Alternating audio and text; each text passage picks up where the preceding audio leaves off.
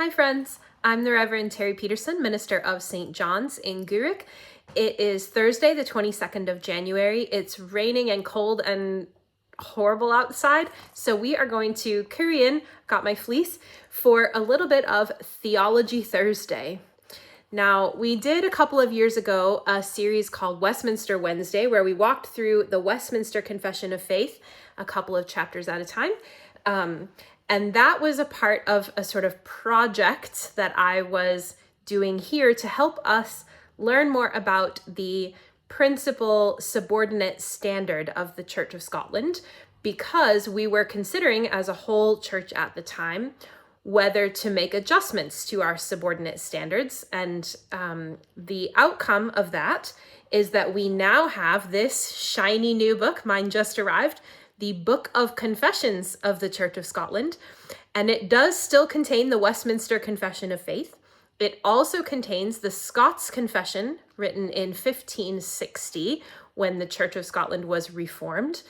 It also contains a 1992 document, a Declaration of Faith, that is meant to be sort of shorter and for worship. It's called A Statement of Christian Faith, not a declaration. And in more modern language, of course, from 1992. And it contains two creeds, the Apostles' Creed and the Nicene Creed. And the reason for a book of confessions is to give us a broader sense of how the faith that we profess today has been developing over the years, of course, and like the different times and places express that faith in different ways. The things that are important at different times are maybe more or less present at other times. And the way that we talk about faith, like it helps us in our learning and our growing and our faithfulness to be able to draw on the ways that our faith has been talked about and written about over the years. So we're going to do a little exploration of the Book of Confessions over the next couple of months. And the first thing we're going to talk about is the Nicene Creed. Now, the Nicene Creed is not the oldest. Well, it might be the oldest. There's some discussion about how old the Apostles' Creed is, but the Nicene Creed is from before the final form of the Apostles' Creed anyway. Whether or not the apostles wrote the Apostles' Creed is up for debate, is what I'm telling you. But the Nicene Creed is from the year 325. And it is the most Catholic of creeds, meaning the most universal. About 98.5% of the world's Christians belong to denominations or traditions that hold to the Nicene Creed. And it was from a council that was called by the emperor, the Roman emperor. So 325, 1701 years ago now, there was a big anniversary last year, was the first part of this creed. And then it was added to in 381 at another council. And then there was a sort of reaffirmation and a tiny bit of tweaking in 425. And then it's basically the same since then, except for one little phrase that was added by the Spanish church in like 579, I think it was, that has spread and become a part of the Western Church's creed, but not the Eastern Church. So we'll talk about that when we get to it. But let's think about the year 325. The emperor at the time was the Emperor Constantine.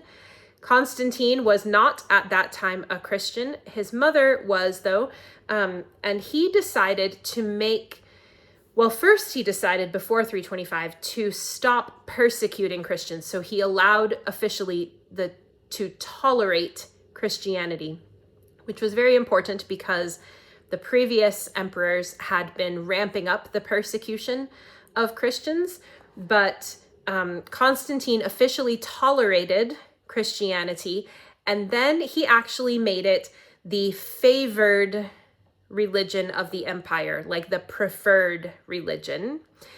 And at that point, a bunch of things started to happen. So the church had been growing by leaps and bounds already, even though it was being persecuted.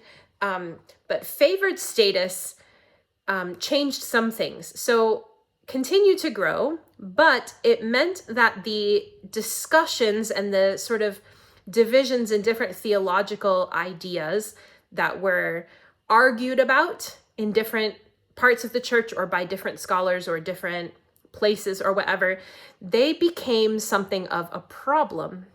So before this, all these arguments would just be hashed out through letters and through debates in the public square and all of these different things that just like any other philosophy. But once it became the preferred, favored religion, then those debates became a problem for the emperor. And what you should hear as a subtext here is that Constantine wanted the church to help unify the empire. And the church, in his view, could not unify the empire if it was arguing amongst itself.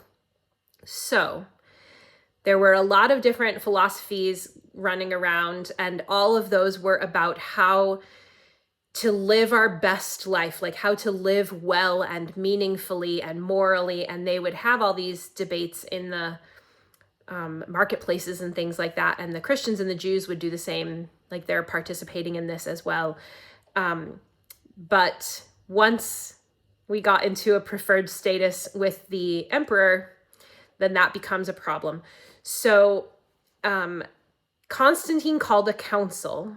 He invited the bishops to come to Nicaea and to argue it out sort of in private, and then to put out a statement about all of these things that would shape how people believed, so that what they believed would shape how they lived.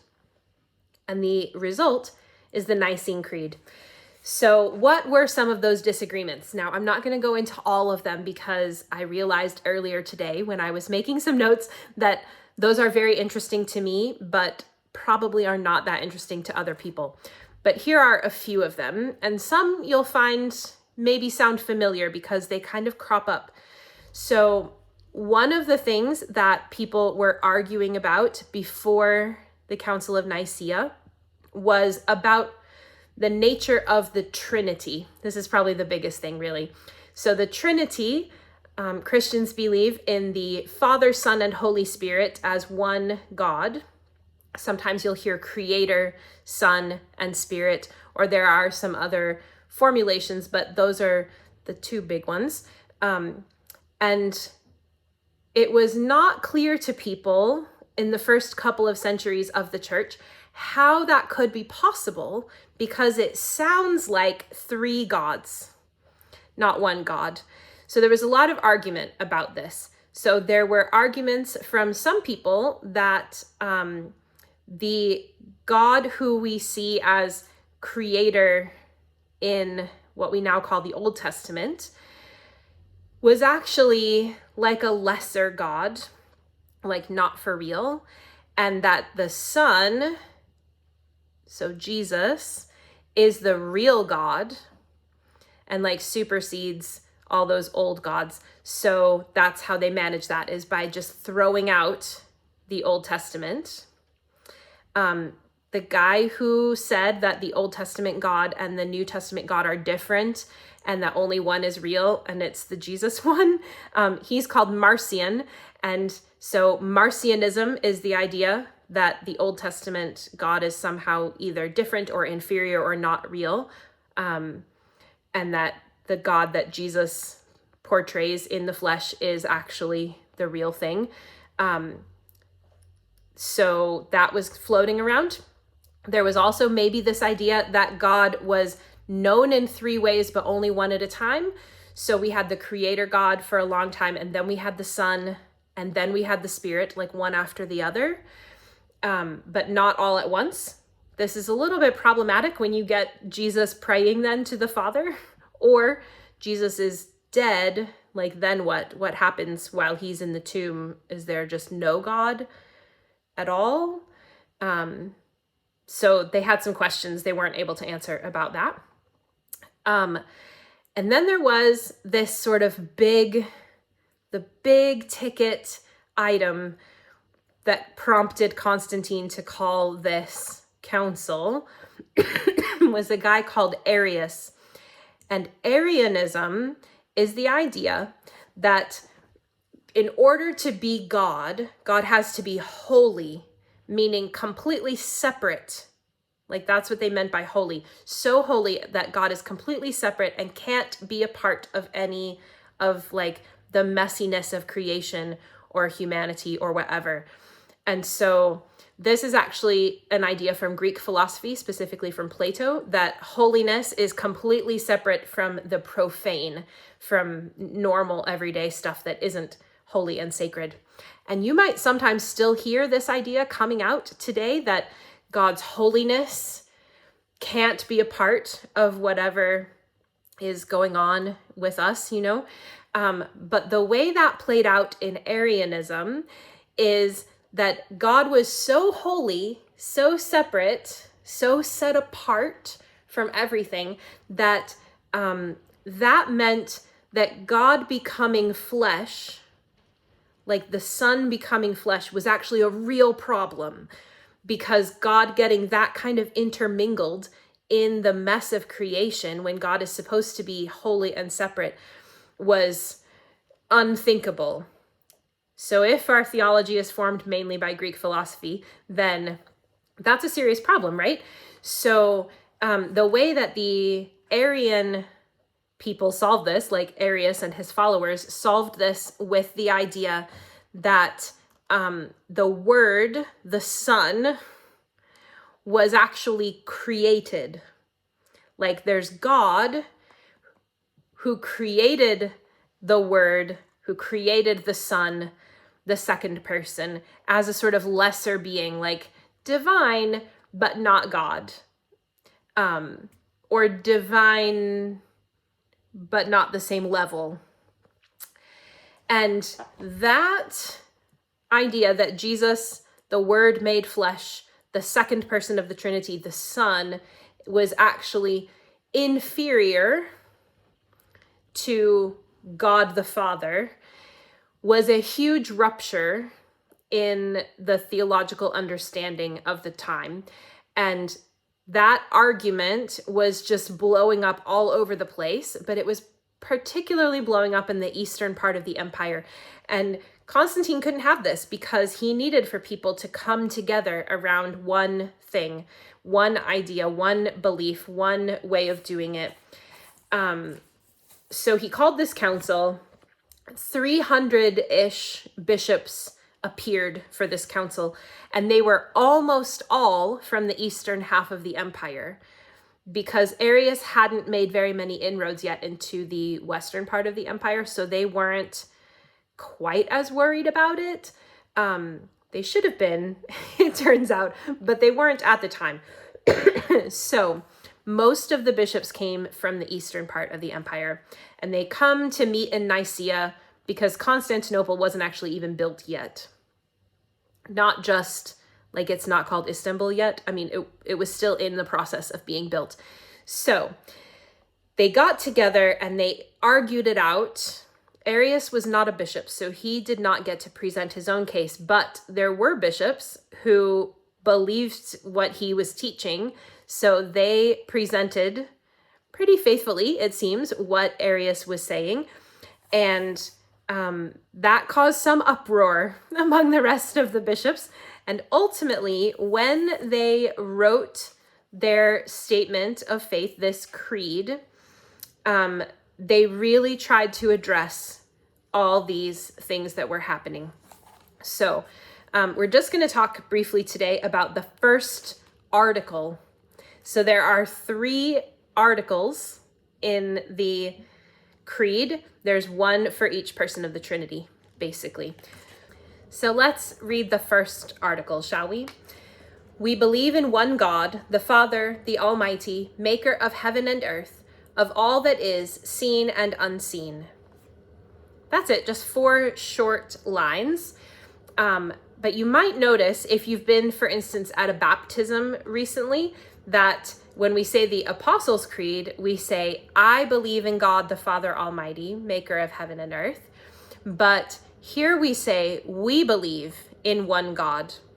And the Apostles' Creed, this makes sense because the Apostles' Creed is for conversion and sort of catechumens, for learning and for baptism. That's its purpose, is for confessions of faith, like a public profession of faith.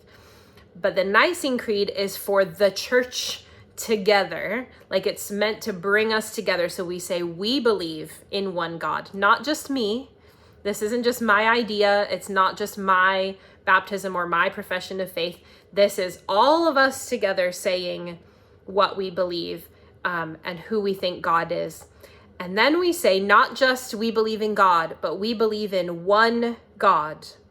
So all of that stuff about Christians believing in three gods or thinking that we're polytheists, no.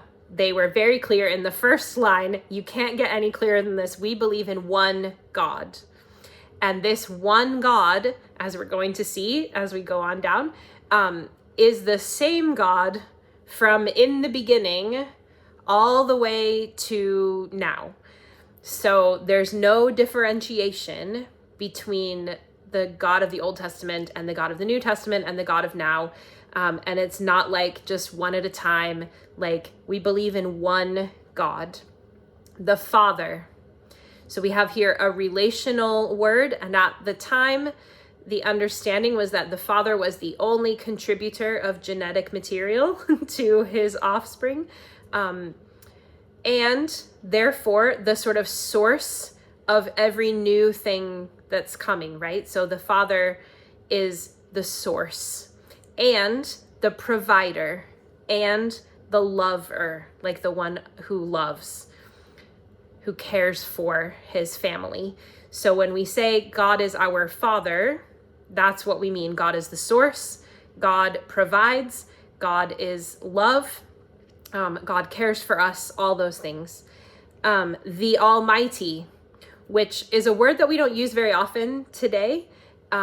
It's because it sounds like a power word that we are suspicious of in our current culture. And we probably should be suspicious. And it is a power word. But this is not like the Almighty in the sense of like moving pieces around a chessboard or, zapping people or whatever, lightning strikes. Almighty here is really about sovereignty. God is sovereign, and you can't put limits on God. Like, God is beyond limitation. So in that sense, God is almighty, all powerful, in that there's no limit on what God can do. That's really important, and we have talked about that before in the Westminster Confession actually as well. But God is sovereign. There is no limitation to what God can choose to do. God may limit God's own self by choice, but we and the creation have no limiting power over God. God is the one who holds sort of all of the cards in that sense. And that also gets at some of those philosophical debates that were going on about people trying to keep God sort of in the appropriate place, they thought, like in a box or in God's corner. And then we have maker of heaven and earth, of all that is seen and unseen.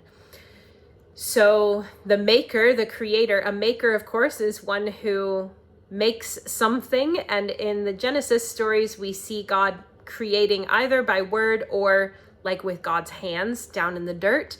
And however you choose to think about the sort of creative aspect of God's work, that's what we're trying to get out here, that the same sort of source of creativity and of all things.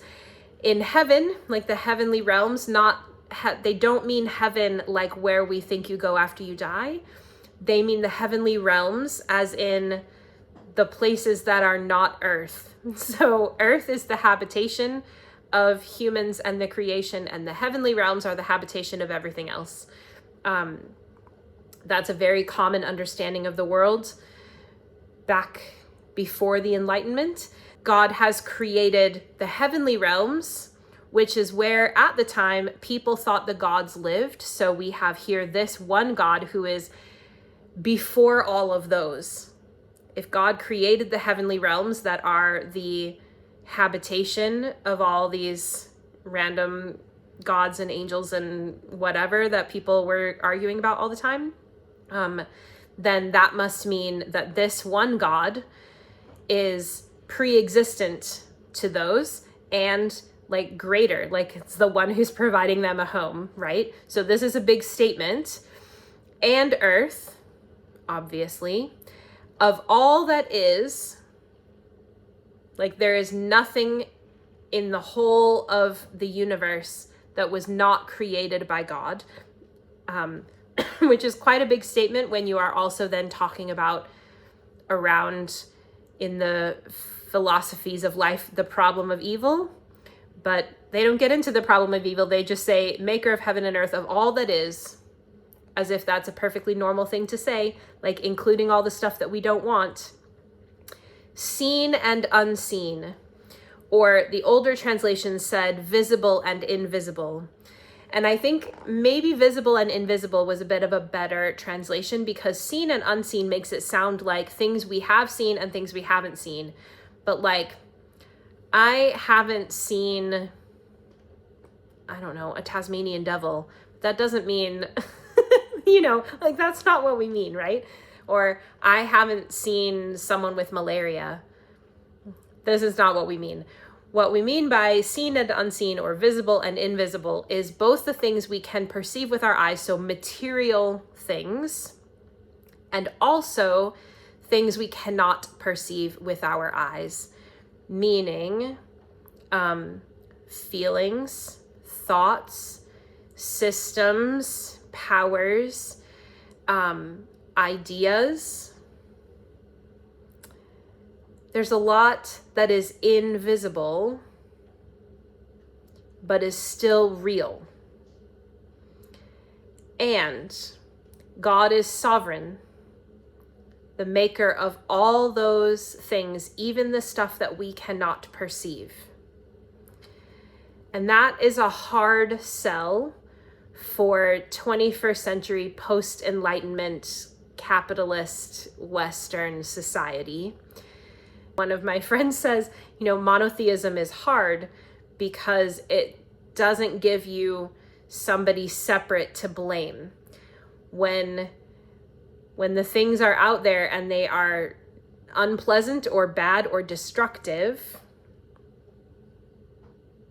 and we say we believe in one God, the Father, the Almighty, the maker of all things, seen and unseen, there's nowhere else to go, is there? Like, all we have is the one God. We don't get to blame like the God of bad things and praise the God of good things.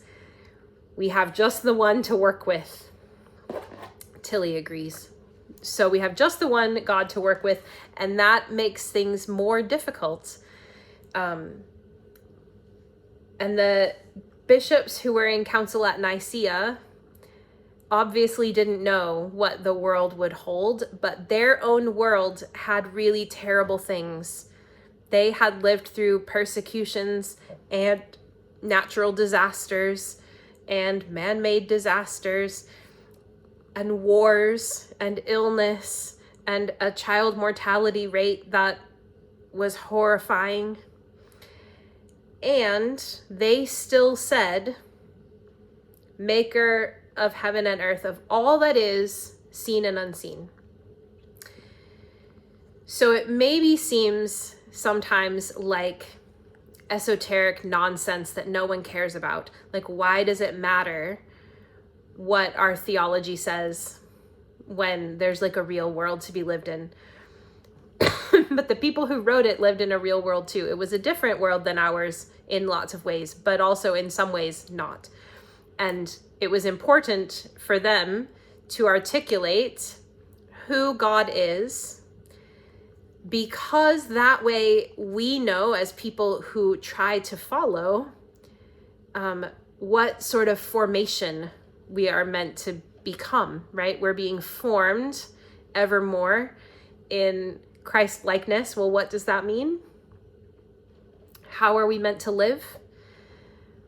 How do we deal with everything, seen and unseen, with God the Father, who can't be limited? All of this is part of what they're trying to get at with us. So there we have it, the first article of the Nicene Creed, written by the Council of Bishops at Nicaea in 325, presided over by Constantine, the emperor, who didn't get involved in the theology, but he did get involved in making sure that they came up with one thing that they could say.